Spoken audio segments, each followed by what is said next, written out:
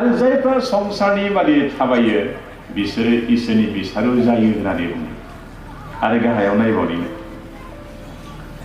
9 পদত 2টা পদ চাওঁ। এতিয়া 9 পদ আৰু 14 পদত কি লিখা আছে? কিন্তু ঈশ্বৰৰ আত্মা যদি তোমালোকৰ অন্তৰত থাকে তেন্তে তোমালোক মানুহৰ বহুত নহয়, আত্মাৰ বহুতহে আছে।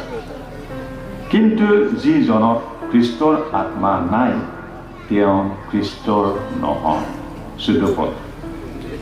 কিয়নো যিমান লোক ঈশ্বৰৰ আত্মা দ্বাৰাই চালিত হয় সেই সকলোবিলাকেই ঈশ্বৰৰ সন্তান। जायनियाव पवित्र आत्मा थायो बियो सोरनिमोनलाय? ख्रिस्ट'नि इसोरनि बिसा। जिजনৰ पवित्र आत्मा নাই তেওঁ তাই খ্ৰীষ্টৰ নহয়। 14 পদত বুংबाय যিবিলাকৰ জীৱন পবিত্ৰ আত্মাৰ দ্বাৰা চালিত হয়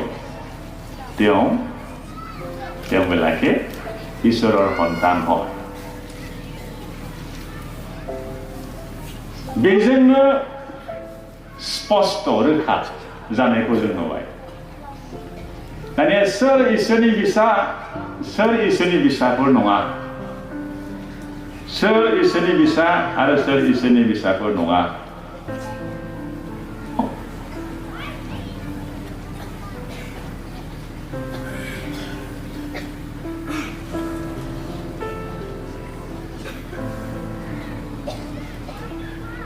सरासनस्रा मोनथाम बिषयखौ मोनथाम केटेगरिनि मानसिफोरखौ जोङो रायलायो।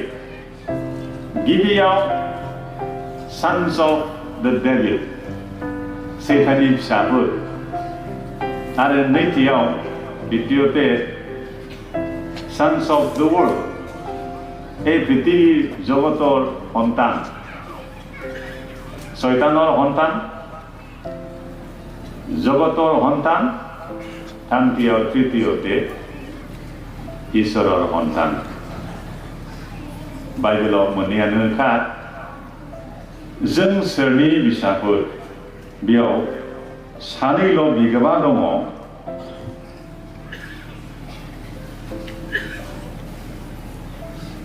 You are either child of God or a child of the devil.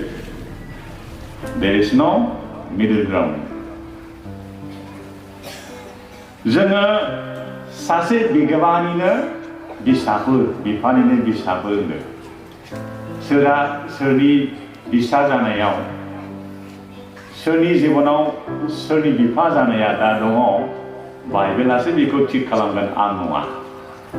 মই নহয়, আপুনি নহয়। বাইবেলৰ বাক্য কথা সেইটোহে ঠিক কৰিব। আমি পৰিচিত হ'ব, जोङो सिनायथि होजागोन आरो जों सोरनि बिसाफोर। मोनसे पदखौ फरायनो आं खावलायो सासे लुकासनि लुक 13 पद लुक 16 verse 13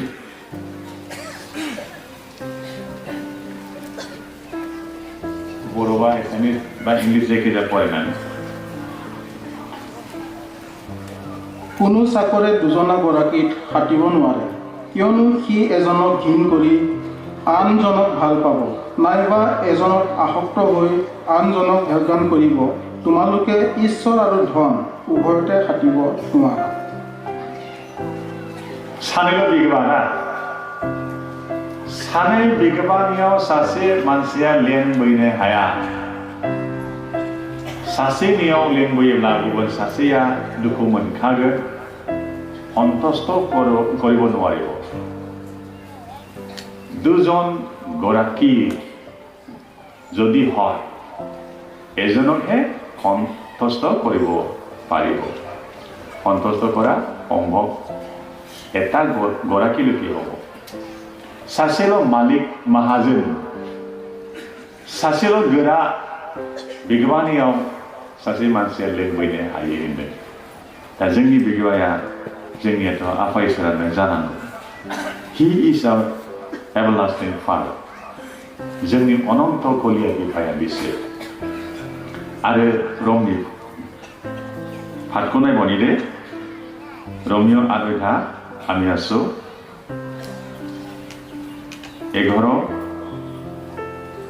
12 13 সব আৰু যিজনাই যীচুক মৃতবিলাকৰ মাজৰ পৰা তুলিলে তেওঁৰ আত্মা যদি তোমালোকক থাকে তেন্তে খ্ৰীষ্ট যীচুক মৃতবিলাকৰ মাজৰ পৰা তোলাজনাই তোমালোকক নিবাহ কৰা তেওঁৰ আত্মা দ্বাৰা তোমালোকৰ মৰ্ত দেহকো জীয়াব এতেকে হে ভাইবিলাক আমি মানুহৰ বহুত জীৱন যাপন কৰিবলৈ মানুহৰ ধাৰুৱা নহওঁ কাৰণ তোমালোকে যদি মানুহৰ বহুত জীৱন যাপন কৰা তেন্তে তোমালোক যেনে হ'লেও মৰিবা जोंनि सिस्टेम सारिगिरिं थानाय आरो बिसोरनि डिक्टेट खालामनाय बुंनायफोर बादि गासैबो बिथिङाव सोलिनायाव जोंहा थैनाय दं आरो गोथार जोंनि दैदेननायाव सोरगोनिफोर बादि थाबायोब्ला जों गोथाङै थागोन साफ्रोमबोथ' सानसे समाव थैगोन সময় লৈ মৰিব না মৰাৰ পিছত কিন্তু এটা কথা আছে मैया जों खोनासंदोंमोन जों साफ्रोमबो इसोर बादि दाजानाय इसोरनि महरै दाजानाय प्रत्येकखौ इसोरे নিজৰ प्रतिमूर्ति নিজৰ निजेना सृष्टि কৰিলে गावबादि दाजानायालाय माथो What does it mean? मा ओंथि फोरमायो माखौ जों मिथियो मोनसेया जाबाय अनन्त कलिया जीवन दं थैनो रोङा अमर देहायाथ' थैनानै थांगोन नाथाय इसिङाव जायखौ आं दा नायनो गोदोंमोन बे इसिङाव थानाय बेक्तिया बे थैया बे थैया बे बेक्तिया थैया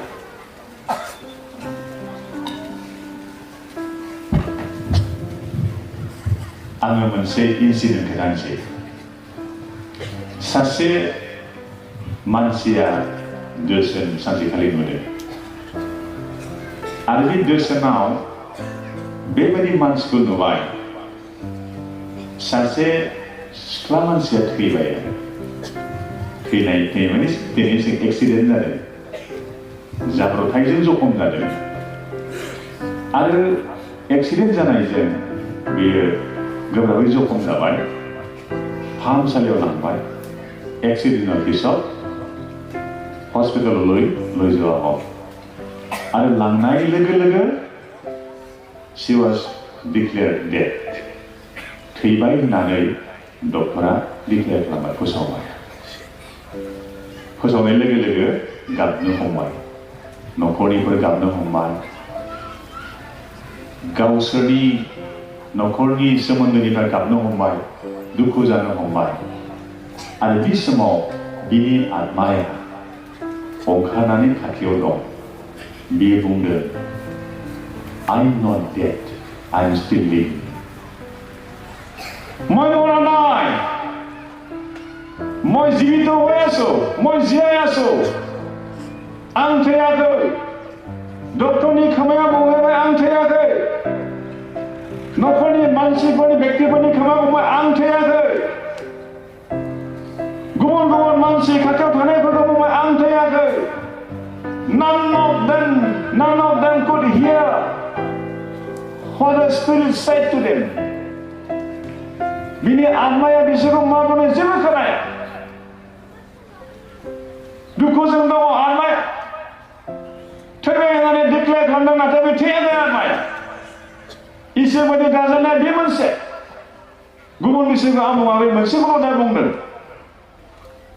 थैनो रोङा बे आत्माया मरि नाजाय हेक নহয় 나를 세탄하더니 통해 가신 너 괜히 오늘 말해 좀 있지 나를 좀 있지고 আমি জানো কি হয় শারীরিকভাৱে মৰাৰ পিছত কি হয় আমি জানো we know it very well what happens after that যেতিয়া মানুহে মৰে আমি জানো কি হয় बे सिख्ला मानसिनि आत्माया बुंदों आं थैयाखै दर्शन नुनाय मानसिनि आत्मायाबो बेखौ बुंबाय नोङो खोथा बावदो ना नों जे थैयाखै खोथा बावदो आं खोथाबाय आंखौ खोनासङा डक्टराबो खोनासङा न'खरनिफ्राबो खोनासङा रावबो खोनासङा आंखौ गोथै सवा दं खाथियावनो बे खाथियाव बेबो बुंगासिनो दं थैनायनि उनाव no more chance बे समाव नुजोबसिगोन बबाव थांनांगौ मिथिसिगोन बबाव थांनांगौ इसोरनि प्रतिमुर्तियाव दाजानायखाय मानसिया थैया